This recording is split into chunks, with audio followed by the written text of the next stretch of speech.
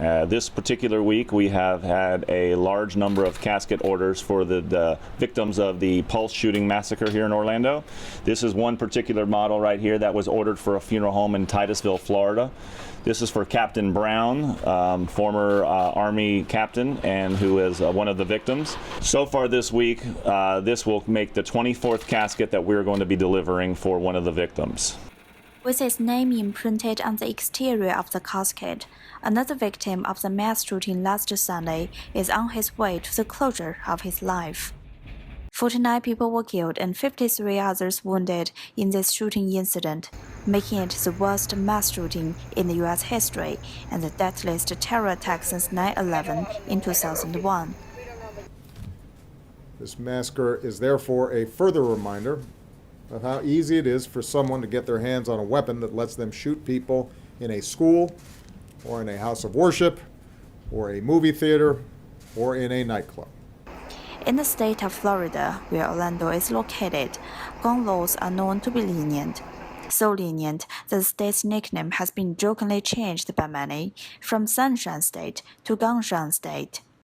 More perplexing is that Florida gun laws are more lenient in regulating assault rifles than handguns. There's a 3-day waiting period to buy a handgun, but there is no waiting period to buy a rifle. Handgun buyers have to be 21 years old or older, but one only needs to be 18 for a rifle. Earlier June this year, Martin entered a gun store and legally purchased an assault rifle and handgun. What is more baffling is that Martin had been investigated twice in the past for terrorism-related issues by the FBI, but it never made it on his record when he made the purchase of the weapons that took so many lives. The incident has set Florida residents pondering over gun possession policies in the state. No reason for a normal civilian to have that type of weapon.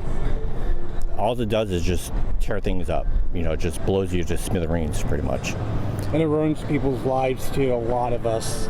Yeah, so as the President Obama said, we need to take them out of the hands of people who do not need them. They're only needed for war, which we don't even need war. But that's the place for those type of guns, not in regular civilians' lives. I believe in gun control to a certain point. I don't really think that anybody needs something as automatic as he had. What are you going to do with that? I own a gun, a handgun, but that I don't need a machine gun, So I'm kind of on the fence about it. I don't think people like that, if he was tagged twice, looking at them, I've never had as much as a speeding ticket, This guy had been looked at twice, and you're still gonna. I had the waiting period when I bought my gun, and it was simply for my home protection. So yeah, there should be some type of control with that. Yes, people should have, right to bear arms, but not a gun like that. A gun that shoots bullets, one at a time. That's enough protection, what I think people should need to protect themselves, protect their homes, protect their families.